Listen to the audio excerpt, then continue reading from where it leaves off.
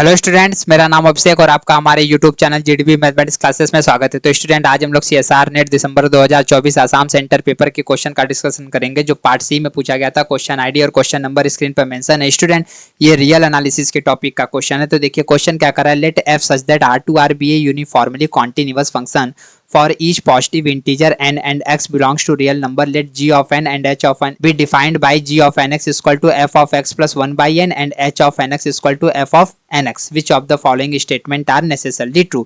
Student, पूरे question को पढ़ने पर हमको ये पता चल रहा है कि f हमारा r से r पर एक यूनिफॉर्मली कॉन्टिन्यूअस फंक्शन है। और स्टूडेंट, इस यूनिफॉर्मली कॉन्टिन्यूअस फंक्शन के रेस्पेक्ट में यहाँ पर दो सीक्वेंस ऑफ फंक्शन को डिफाइन किया गया है। एक को g ऑफ nx बोला गया है और दूसरे को स्टूडेंट h ऑफ nx बोला गया है। ठीक है, तो स्टूडेंट, इन दोनों सीक्वेंस ऑफ फंक्शन के लिए नीचे चारों ऑप्शन में से कौन कौन सा ऑप्शन आपका स्टूडेंट नेसेसरली ट्रू होगा, ये हमको चेक करके बताना। ठीक है, तो स्टूडेंट, ये एक बहुत अच्छा क्वेश्चन पूछा गया था। इसमें स्टूडेंट हम कुछ रिजल्ट और कुछ लॉजिक का यूज करके इस क्वेश्चन का सॉल्यूशन करेंगे। तो स्टूडेंट देखिए हम लोग कैसे इस क्वेश्चन का सॉल्यूशन करते हैं। सॉल्यूशन, तो स्टूडेंट सबसे पहले तो यहाँ पर स्टूडेंट जो पहला सीक्वेंस ऑफ फंक्शन हम लोग ले रहे हैं वो g ऑफ nx ले रहे हैं। इसको कैसे डिफाइन किया गया है? f of x plus 1 by n से। स्टूडेंट, x हमारा रियल नंबर से बिलोंग कर रहा है और n जो है वो हमारा नेचुरल नंबर से बिलोंग कर रहा है। ठीक है, अब स्टूडेंट देखिए g ऑफ nx और h ऑफ nx के लिए हमको ऑप्शन में क्या क्या चेक करना है। तो स्टूडेंट, g ऑफ nx का हमको ये चेक करना है कि ये यूनिफॉर्मली कन्वर्जेंस है कि नहीं r पर। ठीक है, और स्टूडेंट यहाँ पर h ऑफ nx का सबसीक्वेंस चेक करना है कि ऐसा कोई सबसीक्वेंस एग्जिस्ट करता है h ऑफ nx का जो यूनिफॉर्मली कन्वर्जेंस हो r पर। तो ये दोनों हमको चेक करके बताना। तो मेनली स्टूडेंट हमको जो दोनों सीक्वेंस ऑफ फंक्शन है, पहले हमको ये चेक करना होगा कि वो यूनिफॉर्मली कन्वर्जेंस है कि नहीं। तो स्टूडेंट पहले वाले को लेकर हम लोग सॉल्व कर रहे हैं। अब स्टूडेंट, अगर ये सीक्वेंस ऑफ फंक्शन को यूनिफॉर्मली कन्वर्जेंस चेक करना है तो सबसे पहले इसका स्टूडेंट हमको पॉइंट वाइज कन्वर्जेंस चेक करना होगा। तो इसके लिए स्टूडेंट हम लोग क्या करेंगे, दोनों साइड लिमिट अप्लाई कर देंगे।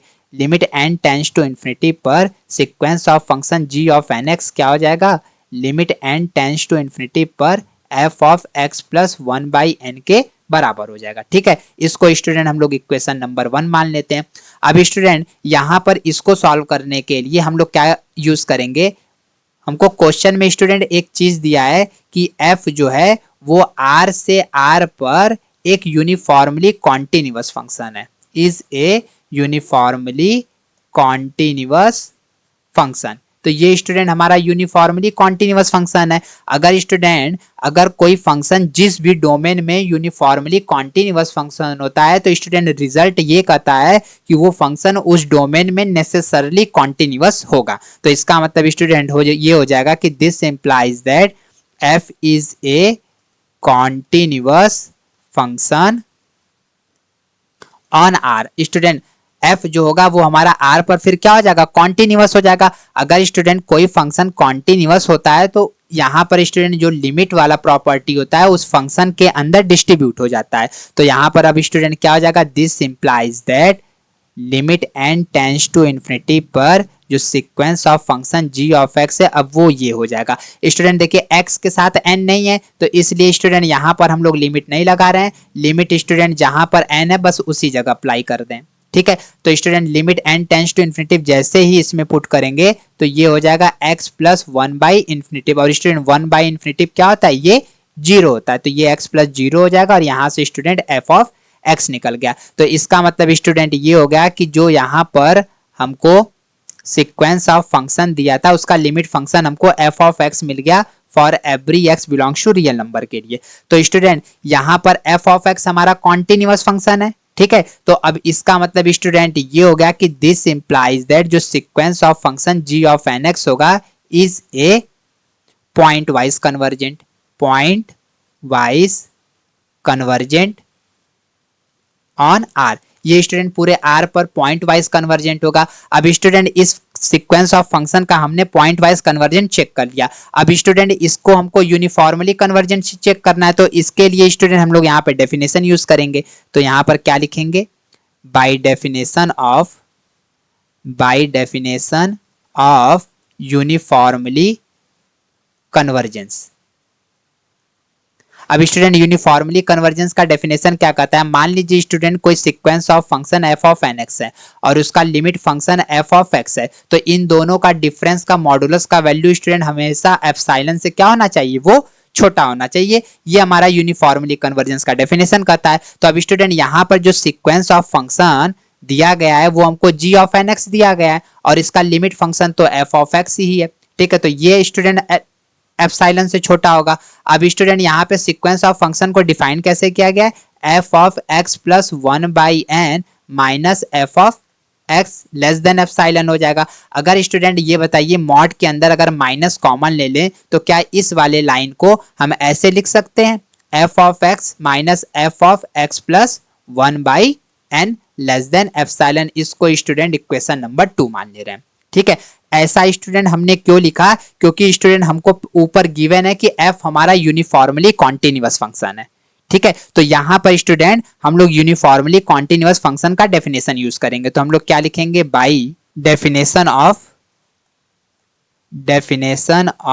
Uniformly continuous, student short form में लिख दे रहे हैं, ठीक है, यूसी, ठीक है।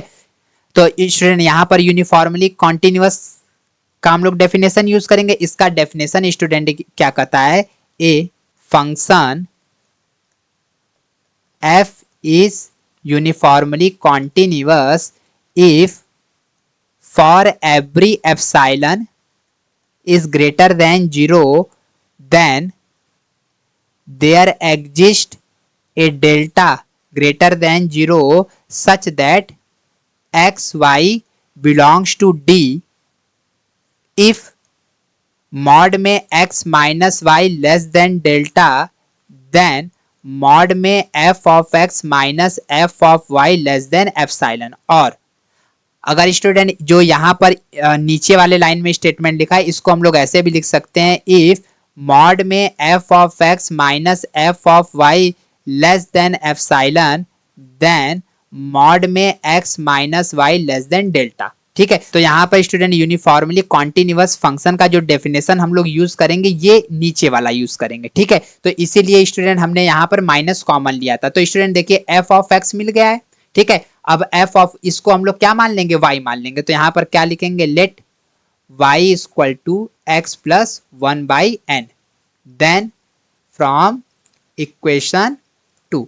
तो स्टूडेंट इक्वेशन 2 से हमको क्या मिल जाएगा, मॉड में f of x minus f of इसको y मान लिए, ये लेस देन एप्सिलॉन हो जाएगा। अब स्टूडेंट अगर ये हमारा f of x minus f of y less than epsilon है तो अब स्टूडेंट हमको ये वाला रिलेशन होल्ड करवाना है। तो यहाँ पर क्या हो जाएगा, तो दिस इंप्लाइज दैट मॉड में x माइनस वाई, तो स्टूडेंट यहाँ पर क्या हो जाएगा, मॉड में x माइनस वाई का वैल्यू पुट कर दें x प्लस 1/n। अब स्टूडेंट यहाँ पर माइनस से मल्टीप्लाई करेंगे तो ये हो जाएगा माइनस एक्स माइनस 1/n। अब स्टूडेंट x से x कैंसिल हो जाएगा तो यहाँ पर स्टूडेंट हमारा क्या बचेगा, मॉड में माइनस 1/n। अब स्टूडेंट मॉड के अंदर कोई भी निगेटिव वैल्यू रहता है तो वो हमारा क्या हो जाता है, पॉजिटिव हो जाता है। तो यहाँ पर स्टूडेंट x माइनस वाई जो होगा वो हमारा 1/n के बराबर हो जाएगा। और स्टूडेंट यहाँ पर आर्किमिडियन प्रॉपर्टी ये कहता है कि फॉर एवरी n के लिए 1/n का वैल्यू स्टूडेंट आपको लेस देन एप्सिलॉन एग्जिस्ट कर जाएगा। तो इसका मतलब स्टूडेंट ये हो गया कि जो यहाँ पर हमने यूनिफॉर्मली कॉन्टिन्यूअस का डेफिनेशन था वो हमारा यहाँ पर होल्ड कर गया, ठीक है। तो इसका मतलब स्टूडेंट ये हो गया कि दिस इंप्लाइज दैट जो sequence of function g of nx था इज ए यूनिफॉर्मली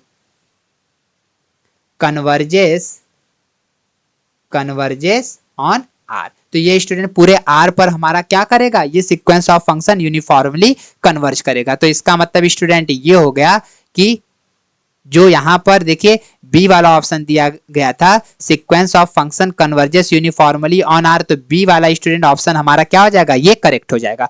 ए वाले में ये कहा जा रहा है स्टूडेंट कि जो sequence of function g of nx है वो converges uniformly on any compact subset of R but not on R. अगर स्टूडेंट पूरे आर पर अगर वो कन्वर्ज कर रहा है तो वो कॉम्पैक्ट सबसेट पर भी कन्वर्ज करेगा।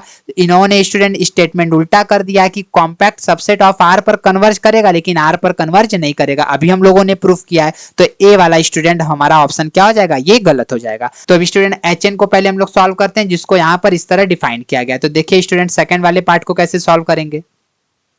सेकंड वाले पार्ट में जो सीक्वेंस ऑफ फंक्शन है स्टूडेंट वो एच एन ऑफ एक्स है, ठीक है। इसको कैसे डिफाइन किया गया, एफ ऑफ एन एक्स। तो सबसे पहले स्टूडेंट हमको ये चेक करना है कि ये सीक्वेंस ऑफ फंक्शन हमारा यूनिफॉर्मली कन्वर्जेंट है कि नहीं। तो स्टूडेंट यूनिफॉर्मली कन्वर्जेंट चेक करने के लिए हम लोग क्या करेंगे, limit N tends to infinity पर एच ऑफ एन एक्स का वैल्यू निकालेंगे। तो इधर हो जाएगा limit N tends to infinity F of N X, ये हो जाएगा। और स्टूडेंट इसमें हम लोग को सेम वही ऊपर वाला लॉजिक अप्लाई करना है स्टूडेंट। एफ हमारा यूनिफॉर्मली कॉन्टिन्यूअस फंक्शन है, तो जाहिर सी बात है कि ये हमारा कॉन्टिन्यूअस होगा। तो यहाँ पे स्टूडेंट लिमिट वाले फंक्शन को डिस्ट्रीब्यूट कर देते हैं। तो F limit N tends to infinity N X हो जाएगा। अब स्टूडेंट एक्स हमारा यहाँ पर कांस्टेंट की तरह बिहेव करेगा, तो ये लिमिट फंक्शन से बाहर हो जाएगा। ये हो जाएगा limit N tends to infinity N, और यहाँ पर जैसे ही लिमिट का वैल्यू पुट करेंगे तो ये x इंटू इन्फिनिटिव, तो स्टूडेंट यहाँ पर हो जाएगा f ऑफ इन्फिनिटिव, ठीक है। अगर स्टूडेंट यहाँ पर limit n tends to infinitive पर h ऑफ nx का वैल्यू f ऑफ इन्फिनिटिव आ गया, तो इसका मतलब स्टूडेंट ये हमारा क्या हो गया, ये डज नॉट एग्जिस्ट हो गया।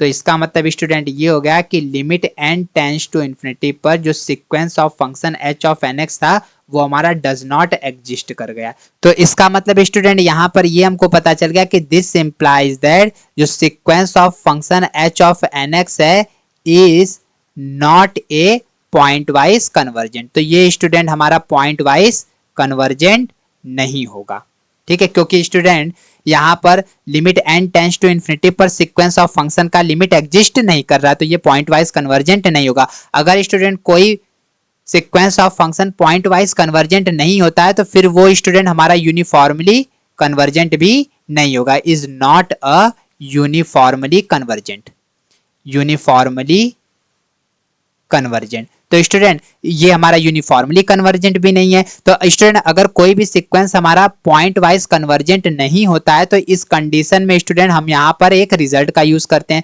रिजल्ट ये कहता है if A sequence of function is not a point wise convergent